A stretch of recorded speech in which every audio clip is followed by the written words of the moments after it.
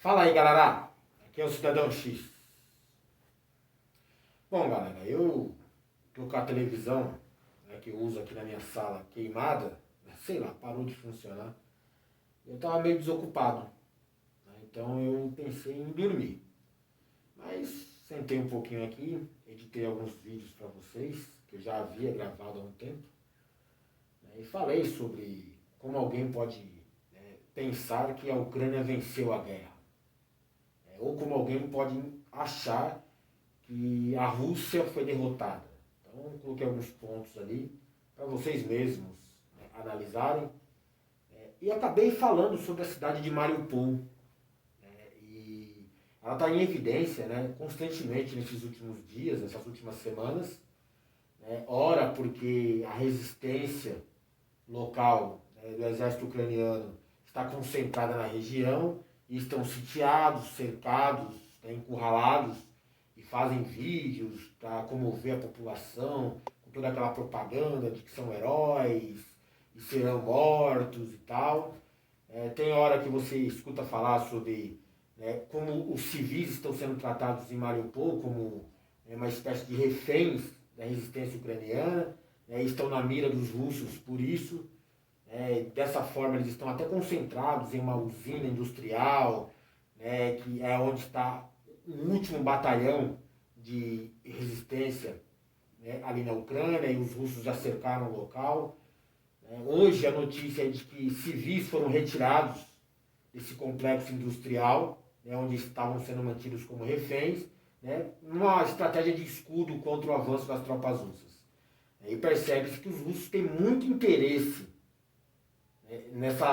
nesse complexo industrial específico dentro da cidade de Mariupol. Além, é claro, de você perceber que Mariupol parece que é foco de um interesse excepcional dos russos. Então vamos falar aqui sobre Mariupol. Primeiro eu quero dizer para vocês que a Rússia não invadiu a Ucrânia simplesmente para matar e destruir. Apesar de toda aquela propaganda querendo insinuar que os russos são os vilões do mal, que são perversos e tal, não. Ali é questão estratégica e militar, certo? Então, todos os locais que passaram por ataques dos russos, eles têm alguma importância, eles são um objetivo estratégico militar dos russos. Você vai perceber que a bacia Donbass, como eu disse para vocês, tem uma importância não só militar, mas como econômica, na disputa entre os dois países, que é uma região industrial muito importante para a economia ucraniana e serve também uma espécie de expansão da fronteira russa, de influência na região. Falei para vocês por que os russos também atacam algumas cidades portuárias. A gente tem em destaque hoje uma série de ataques e bombardeios contra Odessa, e a região portuária dali, assim como Kherson também. Eu gostaria até de falar de Kherson em outro vídeo. Cada uma tem a sua importância. No caso da questão marítima, o acesso aos portos é muito importante, tanto para questões táticas militares, quanto para a questão econômica futura. Então, nada é por acaso. Algumas bases militares dentro da Ucrânia eram controladas por membros da OTAN ou pelos Estados Unidos, que tinham interesses e até operações secretas dentro dessas bases, como laboratórios com agentes biológicos para uso militar, ou seja, para usar contra inimigos da OTAN, e o único inimigo da OTAN que a gente conhece é a própria Rússia. Então todos esses locais foram objetivos bem definidos e alcançados pelo exército russo, nessa primeira fase da guerra, onde fica claro que os russos conquistaram tudo o que queriam. Talvez tenha faltado, como eu disse no vídeo sobre se a Rússia havia ou não sido derrotada, a tomada de Kiev, que é a capital da Ucrânia, e também, consequentemente, a queda do Zelensky. Mas existem circunstâncias ali que impedem esse tipo de objetivo russo, mesmo porque eu acho que o número de mortos civis e o nível de destruição que vai ser causada para tomar Kiev definitivamente não vale para os russos nesse momento como algo tão prioritário. Mas vamos falar de Mariupol, que é uma dessas cidades estratégicas que são alvo dos russos. Hoje você sempre acompanha nos noticiários destaque das batalhas acirradas nas ruas de Mariupol, que agora recentemente se concentraram em um complexo industrial onde tropas ucranianas, né, com destaque ali para a liderança de membros do batalhão Azov, estão encurraladas dentro dessa indústria, né, dentro dessa fábrica, né, aguardando, né, as operações russas que sitiaram o local, cercaram, né, e querem negociar ali a tomada, né, do que eles estão procurando dentro dessa fábrica. Eu acho que é isso que é a parte mais importante, que muita gente não gosta de falar. Para quem não sabe, já que a imprensa não informa como deveria, né, para ocultar parte do contexto e fazer toda aquela propaganda anti-Rússia, com cenas de destruição, mortos nas ruas, né, e todo aquele cenário comovente, para que você fique contra os russos ou a favor dos ucranianos, vamos falar do que é Mariupol, de verdade, num cenário estratégico militar. Mariupol, eu acho que é a segunda maior cidade portuária da Ucrânia, né, que além de bases militares, é lógico, né, com a fronteira com a Rússia, que era interesse ali da OTAN, né, ela tem a questão dos portos, né, que escoam mercadoria, produzidas muitas delas na região da bacia de Donbass, que acabam sustentando boa parte da economia ucraniana. Então todo o minério, todo o material agrícola que é produzido naquela região, muito dele é escoado, né, por portos como, né, Mariupol. Então perceba que estrategicamente, militarmente falando, já seria algo importante. Né? Militarmente também, Mariupol concede, né, um acesso militar, né, para os russos ao atravessar o mar de Azov, né, em direção à Ucrânia. Então ela tem uma importância militar também. Pode ser operada como um porto militar para acesso de tropas, né, e equipamentos de guerra. Então ela acabou se tornando esse alvo estratégico russo justamente por isso. Porque quem controlar Mariupol, né, dá um passo, né, avança na direção de controlar toda aquela região, né, da Ucrânia, né, que desce, né, desde a fronteira terrestre entre Ucrânia e Rússia, passando pela bacia de Donbass, que eu já falei que é muito importante militar e economicamente, né, e segue em direção à Crimeia, que já está sob influência russa. Então existe um trecho, né, uma faixa de terra entre a bacia Donbass e a região da Crimeia, né, que é muito importante para os russos controlar esse local. Além de ter todo o acesso marítimo daquela região, né, impedindo os ucranianos de ter esse mesmo acesso, né, eles podem avançar rumo ao isolamento total marítimo da Ucrânia, uma vez que eles tomando, a região de Lugansk, Donetsk, né, e cidades portuárias importantes como Mariupol, né, já controlando a Crimeia e avançando para Odessa e Kherson, né, a maioria dos portos ucranianos vão estar sob controle russo ao final dessa segunda fase da guerra, que é estabilizar posições, né, do exército russo. É isso que eles estão fazendo nesse momento, como acontece na bacia de Donbass, como acontece na tomada definitiva de algumas cidades-alvo, né, que é o caso de Mariupol. Mariupol, para quem não sabe, além dessa questão de ser uma cidade portuária, ela está mais próxima da Rússia, né, do que da própria Kiev, capital da Ucrânia. Ela está bem no interior, né, de fronteira russa ali, uma cidade próxima ao mar, o mar de Azov, que é um mar que é compartilhado por russos e ucranianos. A maioria da população local de Mariupol, né, tem laços muito fortes, né, com a questão do povo, né, russo originário. Então tem questões culturais, questões étnicas, questões, sei lá, próprias da região ali, que fazem com que a população de Mariupol seja mais pró-Rússia do que pró-Ucrânia. E além, é claro, de ficar dentro de uma região disputada por separatistas. Separatistas que estão dentro daquela guerra híbrida, né, que é padrão hoje no mundo, só que dessa vez patrocinada pelos russos, não pelos americanos. Onde eles querem a independência de certas regiões para colocar um fantoche seu no poder. Que é o caso, né, de Lugansk, Donetsk, né, e outros locais, como fizeram com a Crimeia, né, no passado recente, após o golpe da Ucrânia em 2014. Mas por que os ucranianos também, né, defendem tanto, né, que a resistência do seu exército, né, permaneça em Mariupol? Por conta também dessa questão estratégico-militar. Se os russos dominarem Mariupol, né, eles pedem, né, uma base avançada para combater e distribuir tropas, né, na resistência ucraniana contra o avanço russo. Então é complicado para eles perder aquele local, aquela base, né, estratégica. Né. Durante a invasão russa, né, a operação russa desmobilizou, né, as forças armadas ucranianas, né, e elas passaram a operar em células isoladas, né, tentando trazer os russos para um cenário de guerrilha. Muitas dessas forças ficaram concentradas em Mariupol. E existem motivos, né, até ocultos para a maioria das pessoas, do porquê se concentrar em Mariupol, né, além da posição geográfica militar importante ali. Mariupol, com sua população de maioria, né, com ligações com o povo russo, né, com a simpatia, né, com a Rússia, né, se torna um alvo perfeito para uma resistência ucraniana. A Ucrânia, após o golpe de 2014, sofreu, né, com atos separatistas. Né, e muitos desses atos separatistas são financiados pela Rússia, que tem interesse em reconhecer, né, a independência de certas regiões para exercer influência sobre os mesmos. Correto? Esse povo é visto como traidor, né, pelo povo ucraniano, pelo povo que apoiou o golpe em 2014, pelo povo que não gosta, né, dessa influência russa, está mais voltada para a influência da OTAN, dos Estados Unidos, né, do Ocidente, toda aquela sedução, né, do capitalismo e tal, né, concentração de recursos em quem já é rico, miséria para os pobres. Tem gente que se ilude muito, né, com esse tipo de regime.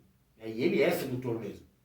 Eles ficam exibindo material de propaganda, dizendo que um dia você vai ter todos os confortos do mundo se você aderir, né, ao sistema escravo deles lá. E como essa população local de Mariupol ela é mais ligada aos russos, né, e são vistos como traidores, né, para a população, né, mais ultranacionalista ucraniana, eles se tornam um alvo perfeito para a estratégia de defesa ucraniana. Qual era a estratégia de defesa ucraniana após a operação russa ter sido iniciada? Além de trazer para o cenário de guerrilha, né, muitas vezes, né, nos confrontos ali militares, né, as tropas russas são atacadas de surpresa, né, em situações de emboscada, e quando vão armar um contra-ataque, né, os inimigos não estão mais no local. Esse é o cenário de guerrilha, né, um dos piores cenários, né, para inimigos invasores, como são o caso dos russos. Em Mariupol, né, onde ficaram concentradas muitas dessas forças, né, de resistência, eles têm uma liberdade maior para agir. Por quê? A resistência ucraniana, né, que era parte do movimento antisseparatista que foi desmobilizado, ela foi doada, ela foi entregue, né, a membros do batalhão Azov, neonazistas de causa, né, ditos como heróis ultranacionalistas da Ucrânia, né, que são fanáticos, né, com ideologias, né, perversas, distorcidas, né, que servem aos interesses como mercenários, por exemplo, né, aos interesses de OTAN e Estados Unidos. Seus líderes são muito bem pagos, né, para confundir ali a cabeça dos fanáticos ali e colocar os caras em linha de frente para enfrentar qualquer que seja o inimigo. Nesse caso, eles colocaram como inimigo qualquer um que fosse contra o golpe da Ucrânia em 2014, contra o governo fantoche da Ucrânia. Então toda aquela região da bacia de Donbás, estendendo ali até próximo da Crimeia, né, que os russos tinham interesse, né, em exercer influência mais ativa, né, eles são bombardeados por propaganda, né, separatista. E isso, né, acaba tornando eles como alvo, né, da resistência ucraniana. O que restou, né, das tropas antisseparatistas se tornou a resistência ucraniana. Então eles avançam, né, contra essas posições, tentando, né, conquistar, né, algum tipo de vitória contra os russos. Né? E uma vitória para eles contra os russos seria exterminar o maior número de inimigos ou traidores, como eles dizem, né, dos povos daquela região. Mariupol é bem isso, com a maioria de cidadãos pró-Rússia. Então a maioria de cidadãos é encarada como traidores da pátria ucraniana.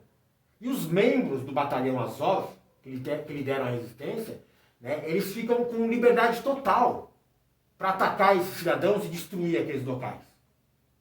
Nunca se esqueça que o movimento antisseparatista ucraniano, né, nesses últimos anos, após 2014, já matou mais de 10 mil pessoas na região, ou nas regiões separatistas ali em disputa hoje. E muitos deles são civis. Eles não tinham nenhum tipo de limite ético e moral em bombardear uma escola ou um hospital. Só que isso não era passado para vocês ou pela imprensa, porque não era legal mostrar que a OTAN patrocinava, né, um governo, né, golpista, como é o caso da Ucrânia, e massacrava civis, né, combatendo separatistas da região que queriam só a independência, né, de um governo fantoche. Então, por isso que os membros do Batalhão Azov se encaixam perfeitamente, né, para liderar, né, esse movimento antisseparatista. Então, para eles, agir dentro de Mariupol, onde a maioria da população é vista como traidor, né, é algo até, tipo assim, prazeroso para eles. Eles podem agir livremente, eles podem matar civis livremente, né, e até criar aqueles cenários distorcidos, né, de ataques de falsa bandeira, onde eles matam civis, depois exibem os corpos acusando a Rússia, né, de ter feito a situação. É tudo propaganda, né, anti-Rússia, tudo propaganda pró-Ucrânia, né, para que você, de repente, né, tenha uma tolerância maior com neonazistas do Batalhão Azov. Né, por alguns hoje são vistos até como heróis. Heróis da resistência, vítimas do perverso vilão russo. Então, Mariupol, cara, ele é muito importante, né, por situações como essa. Porque facilita a atuação desses membros, né, fanáticos neonazistas do Batalhão Azov. Eles podem destruir, podem matar à vontade, né, e se der algum tipo de repercussão, eles colocam a culpa nos russos. E como eu comecei dizendo para vocês, quando as forças antisseparatistas foram desmobilizadas, né, e se reduziram ali pequenos focos, né, de resistência, né, que atuam de maneira isolada em cenários de guerrilha, né, eles foram determinados para eles, né, para os mercenários na liderança dessas tropas, que certos locais seriam de prioridade máxima na defesa. Mariupol se tornou um local desse. Não só porque eles tinham liberdade para atuar contra os traidores, né, da pátria ucraniana, poderiam colocar a culpa nos russos, né, militarmente era muito importante controlar Mariupol para impedir o avanço, né, dos separatistas, né, rumo mais para dentro da Ucrânia do que eles possam permitir. Né, iam perder acesso importante a um porto marítimo, que é o segundo maior da Ucrânia na região.